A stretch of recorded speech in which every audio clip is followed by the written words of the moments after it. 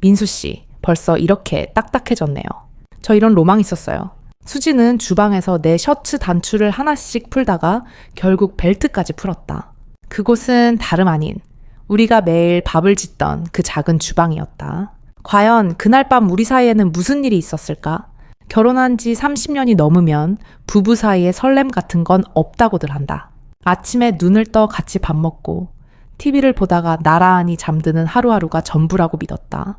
그런데 평범한 일상에도 절대 넘어서는 안 되는 선이 있다는 걸 나는 너무 늦게 깨달아 버렸다. 아내가 병원에 입원한 그날부터 우리 집은 점점 낯선 공간이 되어갔다. 혼자서는 밥도 제대로 못 챙기는 내가 아내 대신 집안일을 맡아주겠다는 처형과 함께 살게 되었다. 그리고 그것은 아주 조용한 폭풍의 시작이었다. 그날 회식이 갑자기 취소되어 예상보다 일찍 집에 들어갔을 뿐인데 나는 보지 말아야 할 것을 봐버렸다.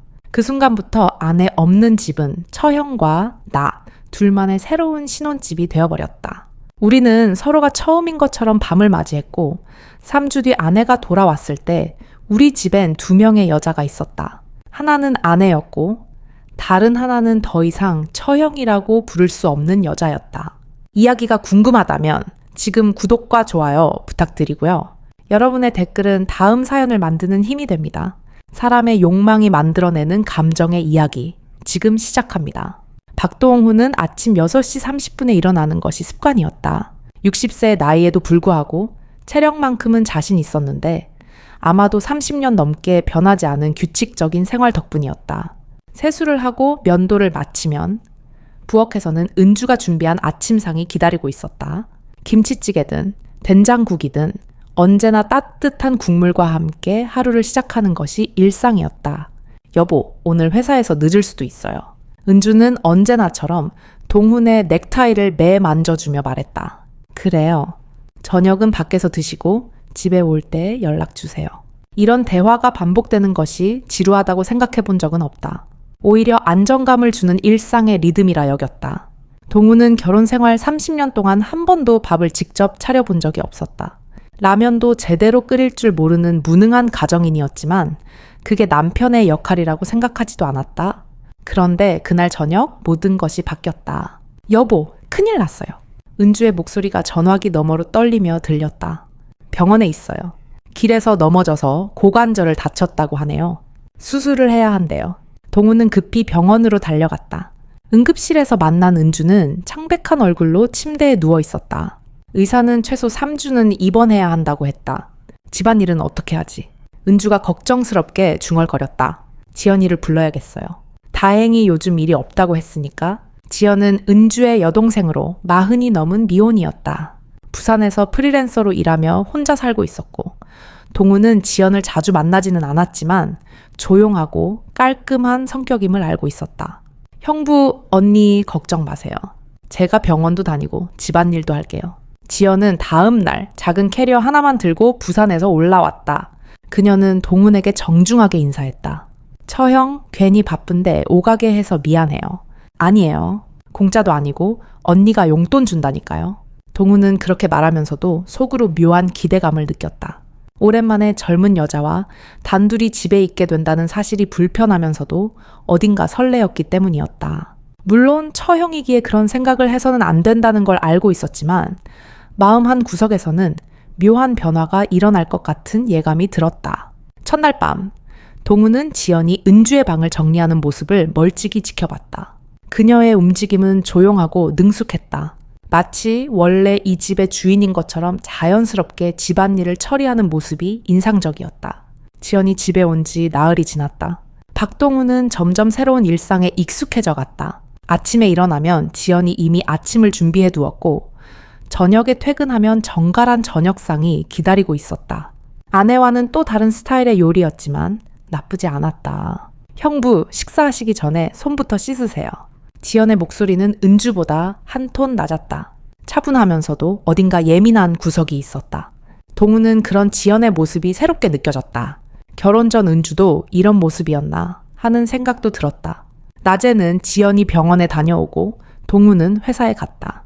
저녁에 먼저 집에 도착한 사람이 집안일을 하는 것이 자연스러운 패턴이 되었다. 대부분은 지연이 먼저 와서 저녁을 준비했지만 가끔 동훈이 일찍 도착하는 날도 있었다.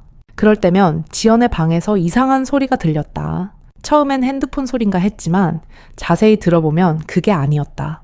희미하게 들려오는 신음소리, 그리고 은은한 향수 냄새가 복도까지 흘러나왔다. 동훈은 궁금했지만 차마 확인할 용기는 없었다. 처형의 사생활을 엿보는 건 예의가 아니라고 생각했기 때문이다. 하지만 밤마다 그 소리 때문에 잠들기가 힘들었다. 형부, 오늘 언니 상태가 많이 좋아졌대요. 지연은 저녁을 먹으며 병원 이야기를 꺼냈다. 의사 선생님이 이제 재활 치료를 시작해도 된다고 하시더라고요. 그래, 다행이네. 처형이 고생이 많네. 동훈은 대답하면서도 지연의 얼굴을 살폈다. 은주와 닮은 부분도 있었지만 확실히 다른 매력이 있었다. 더 날카롭고 신비로운 구석이 있었다. 형부는 언니랑 어떻게 만나셨어요? 갑작스러운 질문에 동훈은 잠시 당황했다. 소개로 만났지? 그땐 처형이 어렸으니까 기억 안 날 거야? 아니에요. 저 그때 14살이었는데 기억나요? 형부가 처음 우리 집에 왔을 때 언니가 얼마나 예쁘게 단장했는지 아직도 생생해요. 그때 언니가 형부를 많이 좋아했죠. 동훈은 숟가락을 내려놓고 지연을 바라봤다. 그녀의 눈에는 묘한 감정이 담겨 있었다. 단순한 호기심은 아니었다. 처형은 결혼 생각 없어? 글쎄요. 이제 나이도 있고 혼자 사는 게 편해져서. 지연은 그렇게 말하며 젓가락으로 반찬을 집었다. 그 순간 동훈은 지연의 손가락이 얼마나 가늘고 예쁜지 새삼 느꼈다. 아, 처형. 나 내일 회사 회식 있어서 늦게 들어올 거야. 기다리지 말고 먼저 밥 먹어. 네, 형부. 밤이 되면 지연은 은주의 방으로 들어갔다. 문을 닫기 전에 잠시 동훈과 눈이 마주쳤는데 그때마다 묘한 긴장감이 흘렀다. 마치 무언가를 기다리는 듯한 시선이었다. 동훈은 자신의 방에서 벽 너머로 들려오는 소리에 귀를 기울였다. 지연이 혼자 무엇을 하는지 짐작하면서도 확신할 수 없었다. 단 한 가지 분명한 건 그 소리가 점점 더 또렷해지고 있다는 사실이었다. 오늘 회식 취소됐어요. 부장님이 갑자기 몸이 안 좋으시대요. 동훈은 회사 앞에서 동료들과 아쉬운 척했지만 사실은 일찍 집에 갈 수 있다는 생각에 은근히 기뻤다. 요즘 집이 더 편하게 느껴졌다. 지연이 해주는 음식도 맛있었고 무엇보다 집안의 분위기가 살아있다는 느낌이 들었다. 지하철에서 내려 집으로 가는 길, 동훈은 편의점에 들러 맥주 한 캔을 샀다. 처형과 같이 마시면 어떨까 하는 생각도 스쳤다. 요? 집에 불이 꺼져 있네. 평소 시간이라면 지연이 저녁 준비를 하고 있을 텐데 집 전체가 조용했다. 현관문을 열고 들어가니 인기척이 전혀 없었다. 신발장에는 지연의 구두가 그대로 있어서 분명 집에 있는 것 같은데 이상했다. 처형, 나왔어? 신발을 벗으며 불렀지만 대답이 없었다. 동훈은 거실에 불을 켜고 부엌을 살펴봤지만 저녁 준비를 한 흔적이 없었다. 혹시 아픈 건 아닐까? 걱정이 되기 시작했다. 복도로 나와 지연의 방문 앞에 섰다. 문틈으로 희미한 불빛이 새어나오고 있었다. 그리고 익숙한 소리가 들렸다. 평소보다 더 선명하고 생생한 소리였다. 처형? 조심스럽게 문을 두드렸지만 여전히 대답이 없었다. 동훈은 잠시 망설였다. 들어가야 할지 말아야 할지 고민이 됐다. 하지만 호기심이 망설임보다 컸다. 문 손잡이를 천천히 돌렸다. 문이 열리자 동훈은 숨이 멎을 뻔했다. 지연은 침대에 앉아 있었다. 이어폰을 끼고 노트북 화면을 바라보며 한 손은 자신의 아래, 다른 한 손은 가슴을 감싸고 있었다. 얇은 잠옷 사이로 드러난 살결이 모니터 빛에 은은하게 물들어 있었다. 지연은 평소 몸매 관리를 위해 운동을 열심히 한 덕에 나이에 비해 아름답고 볼륨 있는 몸매였다. 노트북 화면에는 남녀가 뒤엉킨 영상이 재생되고 있었고 지연은 그 영상에 맞춰 자신만의 리듬을 타고 있었다. 그녀의 얼굴은 평소와는 전혀 달랐다. 몰입과 쾌락이 뒤섞인 표정이었다. 지연은 눈을 감고 고개를 뒤로 젖히며 절정에 다다른 듯 신음소리를 내뱉었다. 동훈은 뒤로 물러서려 했지만 그 순간 지연이 인기척을 느끼고 고개를 돌렸다. 두 사람의 두 눈이 마주쳤다. 아... 지연은 작은 비명을 지르며 노트북을 급하게 닫고 이어폰을 뽑았다. 방 안에 갑작스런 정적이 흘렀다. 처형, 미안해. 나 몰랐어. 동훈은 황급히 문을 닫으려 했지만 지연의 목소리가 그를 붙잡았다. 형부, 잠깐만요. 지연은 잠옷을 정리하며 침대 가장자리에 앉았다. 얼굴은 빨갛게 달아올랐지만 눈빛은 의외로 침착했다. 형부, 죄송해요. 너무 외로워서? 들어오세요. 그런데 언제부터 보고 계셨어요? 동우는 어쩔 수 없이 방 안으로 들어갔다. 지연의 천 향수 냄새가 더욱 진하게 느껴졌다. 그 순간 충격과 욕망이 동시에 밀려왔다. 이런 지연의 모습을 본 적이 없었다. 형부도 이런 거 보세요. 지연의 돌발적인 질문에 박동우는 순간 할 말을 잃었다. 사실 가끔 그런 영상을 본 적은 있었지만 지금 이런 상황에서 그 사실을 솔직히 털어놓을 수는 없었다. 사람이니까 당연한 거 아닐까요? 지연은 민망하게 웃으며 동훈을 똑바로 바라봤다. 그 시선에는 부끄러움보다는 오히려 어떤 도전적인 기운이 어려 있었다. 어색한 침묵이 방 안을 채웠고 동훈은 어디를 봐야 할지 몰라 시선을 바닥에 고정했다. 지연은 침대 끝에 앉아 두 손으로 무릎을 감싸 안았다. 두 사람 모두 무슨 말을 꺼내야 할지 몰라 머뭇거리는 표정이었다. 형부, 설명을 해야 할 것 같아요. 지연이 먼저 입을 열었고 목소리가 약간 떨리긴 했지만 침착하려는 노력이 느껴졌다. 아니야, 설명하지 않아도 돼. 나도 갑자기 들어와서 미안해. 노크했는데 아무 소리도 안 들리길래. 동우는 손사래를 쳤지만 지연은 그대로 고개를 저었다. 그냥 혼자 있다 보니까 너무 외로웠어요. 언니는 병원에 있고 형부도 회사에 가시고 집에 혼자 있으니까 이상한 생각이 자꾸 들어요. 지연의 고백에 동훈의 마음 한켠이 복잡해졌다. 외로움이라는 감정이 요즘 들어 그에게도 더욱 선명하게 다가오고 있었기 때문이다. 나도 그런 적 있어. 혼자 있으면 별 생각 다 하게 되더라. 동훈의 말에 지연은 슬며시 고개를 들고 동훈을 바라봤다. 그 순간 방 안에 감돌던 어색함이 조금은 풀어진 것 같았다. 형부, 소주 한 잔 어때요? 이렇게 방에 있으니까 더 어색하잖아요. 지연이 소주를 제안하자 동훈은 망설였지만 이 상황을 자연스럽게 넘기기 위해 받아들였다. 두 사람은 거실로 나와 소주 한 병을 꺼내고 지연은 간단한 안주를 준비했다. 평소보다 훨씬 조용한 분위기였지만 적어도 방금 전보다는 자연스러웠다. 형부, 언니랑 사이가 어때요? 첫 잔을 마시고 나서 지연이 물었다. 예상치 못한 질문에 동우는 잠시 당황했다. 뭐가 그냥 부부 사이 말하는 거지. 요즘도 사랑하세요? 지연의 질문은 놀랄 만큼 솔직했다. 동우는 생각에 잠겼다. 은주와의 관계를 한마디로 정의하기는 어려웠다. 사랑이라기보다는 익숙함, 서로에게 의지하고 있는 듯한 관계라고 해야 할까? 설렘은 없으세요? 라는 질문에 동우는 쓴웃음을 지었다. 결혼한 지 30년이 넘었는데 무슨 설렘이 있겠어.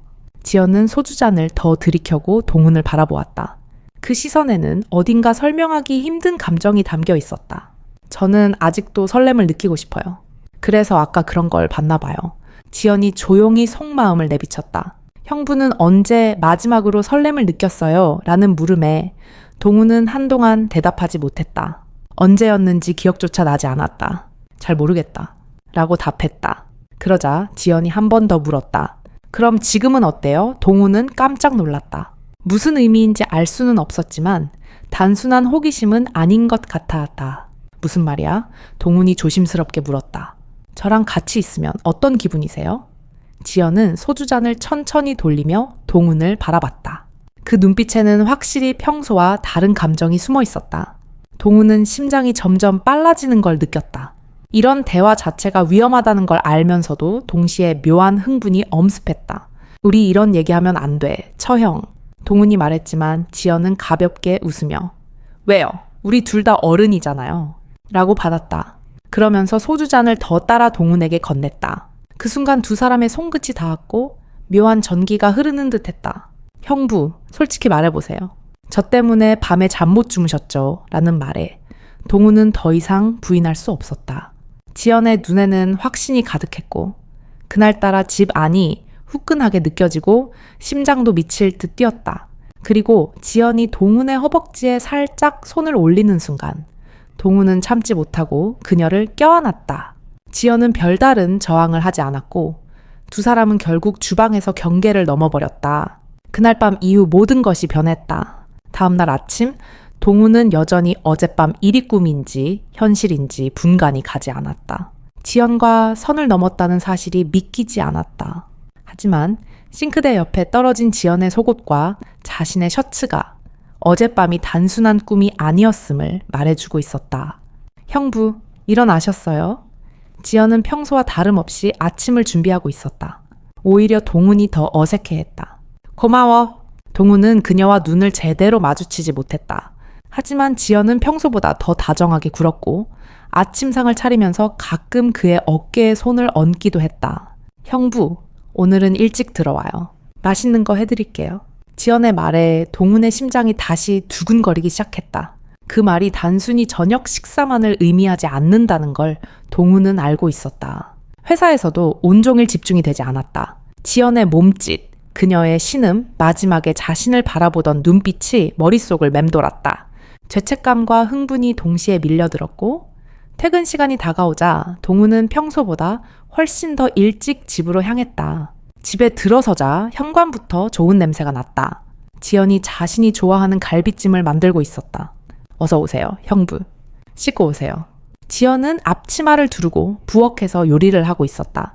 평범한 일상 같았지만 어제와는 전혀 달랐다. 좀 더 여유롭고 자신감 넘치는 모습이었다. 저녁 식사 내내 두 사람은 특별한 대화를 나누지 않았다. 그러나 시선이 마주칠 때마다 말로 표현할 수 없는 감정이 오갔다. 지연은 가끔 동훈의 손등을 스치듯 만졌고 동훈도 그 손길을 거부하지 않았다. 설거지를 할 때도 좁은 싱크대 앞에서 두 사람의 몸이 자주 닿았다. 그때 지연이 뒤에서 동훈을 살포시 안았다. 등 뒤로 느껴지는 그녀의 청아, 부드러운 숨결, 그리고 셔츠 단추가 하나씩 풀리는 소리, 고무장갑 너머로 전해지는 촉감까지 모든 것이 너무나 선명했다.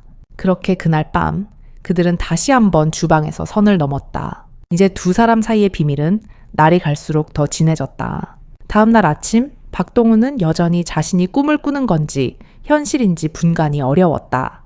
지연과 선을 넘었다는 사실이 믿기지 않았고 혹시나 모든 게 착각이었나 하는 생각도 들었지만 싱크대 옆에 가지런히 놓인 지연의 속옷과 자신의 셔츠를 보는 순간 모든 것이 분명해졌다.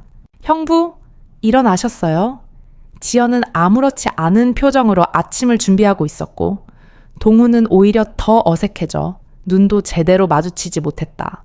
그러나 지연은 전날 밤 일을 없었던 것처럼 자연스럽게 행동했고 아침상을 차리면서 가끔 그의 어깨에 살짝 손을 얹거나 다정한 눈빛을 보내곤 했다. 형부, 오늘은 일찍 들어오세요. 제가 맛있는 거 해드릴게요. 그녀의 그 한마디가 평범한 저녁 약속이 아니라는 걸 동훈은 이미 알고 있었다.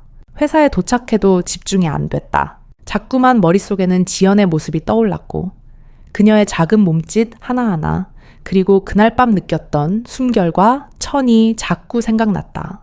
퇴근 시간이 가까워오자 동훈은 업무가 끝나기도 전에 집으로 향했다. 현관을 열고 들어서자 고소한 냄새가 코를 자극했고 부엌에서는 지연이 앞치마를 두른 채 갈비찜을 만들고 있었다.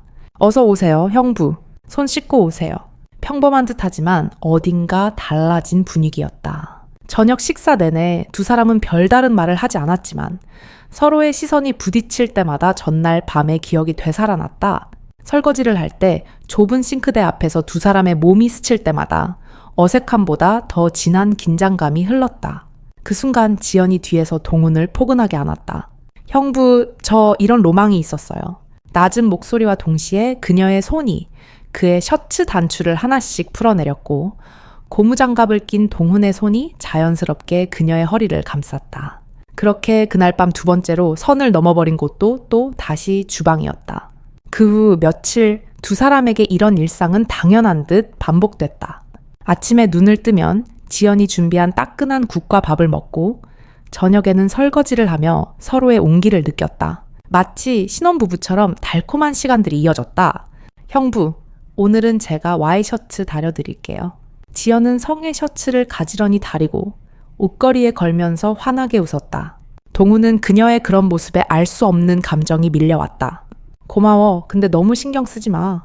괜찮아요. 저도 좋아서 하는 거예요. 밤이 되면 지연은 방문을 반쯤 열어놓고 복도에서는 침대가 희미하게 보였다.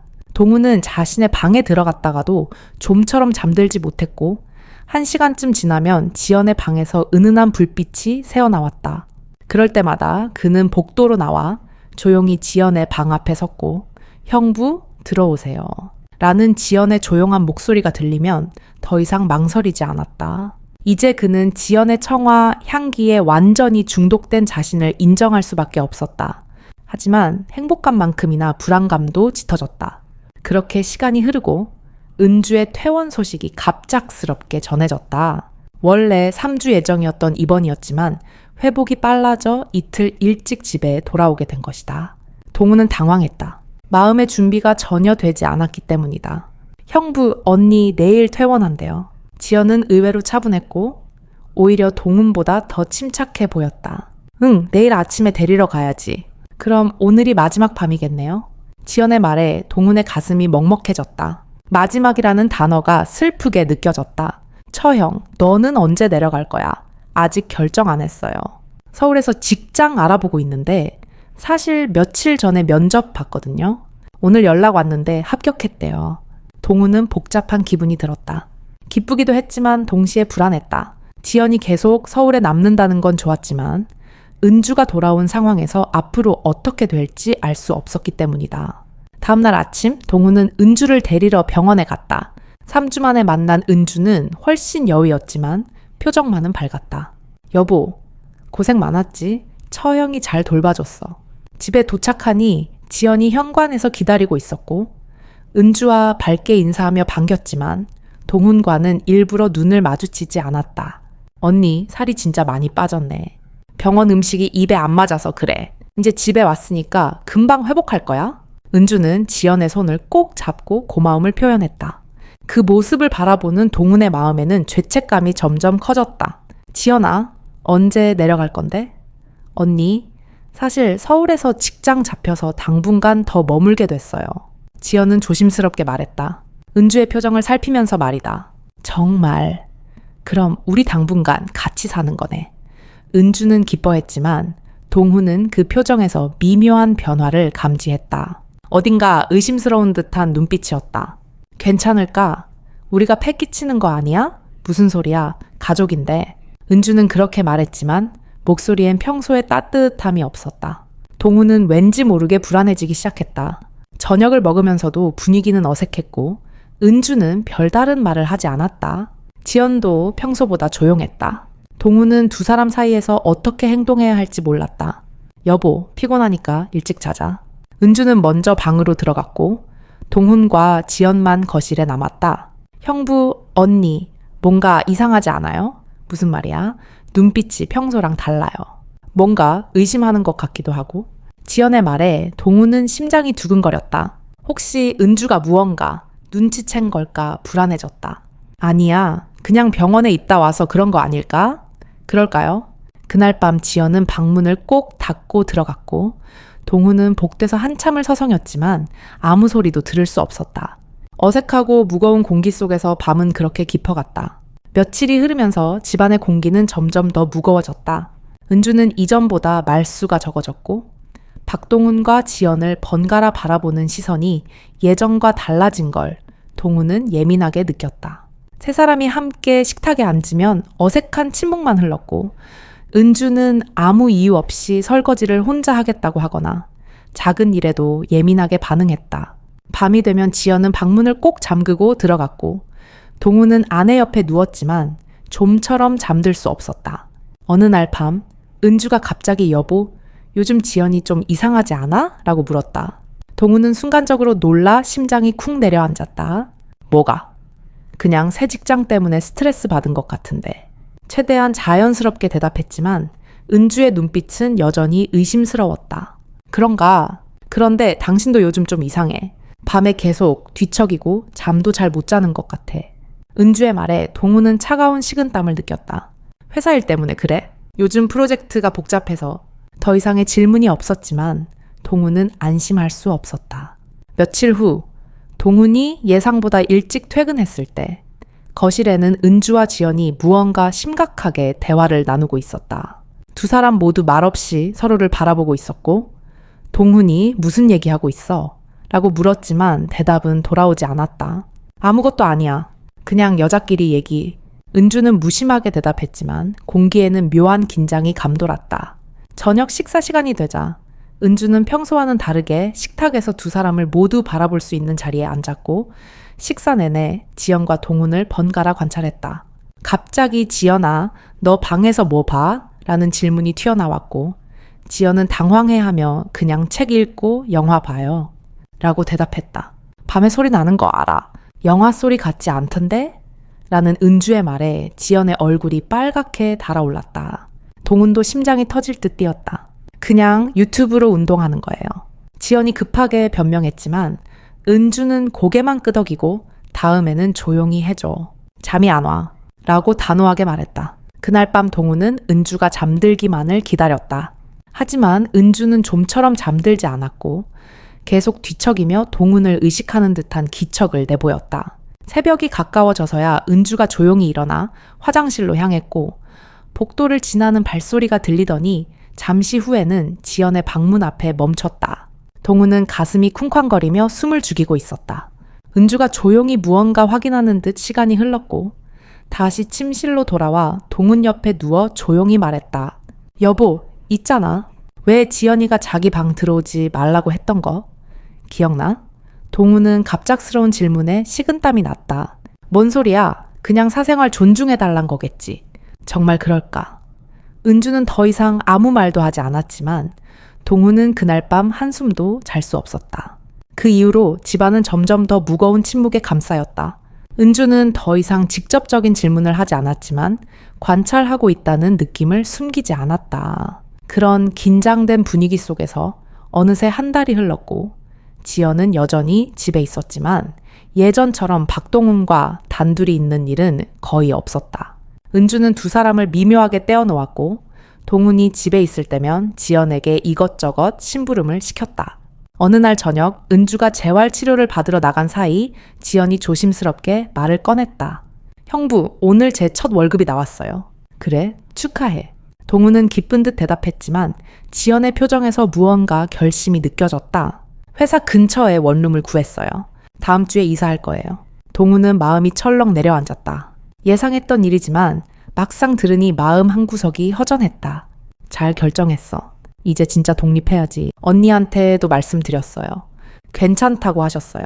지연은 담담하게 말했지만 눈빛 속에는 아쉬움과 미련이 복잡하게 섞여 있었다. 형부, 그동안 정말 고마웠어요. 그 말에 동훈은 아무 대답도 할 수 없었다. 좋았다는 말, 고마웠다는 말이 무슨 뜻인지 두 사람 모두 잘 알고 있었다. 이사 당일 동훈은 지연의 짐을 채 실어주었다. 많지 않은 짐이었지만 그 짐과 함께 무언가가 사라지는 기분이 들었다. 형부, 정말 감사했어요. 나도 고마웠어. 더 이상 아무 말도 할 수 없었고 은주가 지켜보고 있는 분위기에서 서로 마지막 인사를 조용히 나눴다. 지연이 떠난 뒤 집은 다시 조용해졌다. 박동훈과 은주는 서서히 원래의 일상으로 돌아갔지만 예전과 같은 평온함은 더 이상 남아있지 않았다. 대화는 필요한 것들만 오갔고 서로를 바라보는 시간도 자연스레 줄어들었다. 마치 조심스럽게 서로 거리를 유지하는 두 사람이 된 것 같았다. 여보, 오늘 저녁 뭐 먹을까? 아무거나 괜찮아. 그럼 김치찌개 어때? 응, 좋아. 이런 짧은 대화만이 남았다. 동훈은 저녁마다 창밖을 바라보며 스스로에게 물었다. 지연과 보낸 시간은 과연 무엇이었을까? 사랑이었을까? 아니면 단순한 욕망이었을까? 지연의 청아 향기, 그리고 마지막까지 신비로웠던 그 눈빛이 가끔씩 그리웠지만 그것이 진짜 사랑이었는지 확신할 수는 없었다. 어쩌면 60년을 넘게 살면서 처음 느껴본 강렬한 감정에 취했던 것일지도 모른다. 은주는 여전히 동훈을 사랑하려 애썼고 동훈 역시 은주와 함께 살아가야 한다는 걸 알고 있었다. 가끔 지연에게서 잘 지내시죠? 라는 짧은 메시지가 도착할 때마다 동훈은 그리움과 안도, 미련과 죄책감이 뒤섞인 복잡한 감정을 느꼈다. 언젠가 동훈은 속으로 중얼거렸다. 그날 그 문을 열지 말았어야 했다. 하지만 동시에 그는 알았다. 그 문을 열었던 그 순간이 자신의 인생에서 가장 강렬했던 시간이었다는 사실을, 그것이 사랑이었든 욕망이었든 분명 살아있음을 느꼈던 시간이었다. 박동훈은 계절이 변해가도 그 기억만은 가슴 깊이 묻어두고 다시 평범한 일상을 살아가기로 결심했다.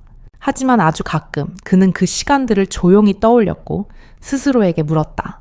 그게 정말 사랑이었을까? 아니면 단순한 욕망이었을까? 대답은 여전히 알 수 없었지만 그 질문 자체가 자신이 아시간이 더 흘러 박동훈과 은주의 일상은 언제 그랬냐는 듯 고요하게 흘러갔다. 아침이 되면 은주가 준비한 따뜻한 국과 밥을 먹고 저녁에는 두 사람이 함께 식탁에 앉아 조용히 하루를 마감했다.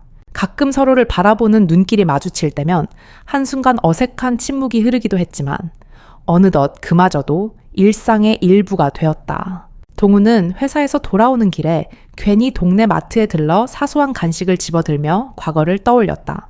지연이 집에 있었던 시간이 이제는 아득한 옛 추억처럼 느껴졌고 어느 순간부터인가 매일 저녁 핸드폰을 들여다보며 혹시 지연에게서 안부 메시지가 오지 않았나 확인하는 것이 습관이 되었다. 그러나 지연의 문자는 점점 뜸해졌고 이제는 한 달에 한두 번 잘 지내세요. 형부? 같은 짧은 인사만 남았다. 그런 메시지를 받을 때마다 동우는 왠지 모를 허전함과 쓸쓸함을 느꼈다. 한동안 미련이 남아 매일같이 지연의 소식을 기다렸지만 시간이 지나면서 점점 그 감정도 옅어져 갔다. 동우는 어느 저녁 식탁에 앉아 김치찌개를 먹으며 문득 은주를 바라봤다.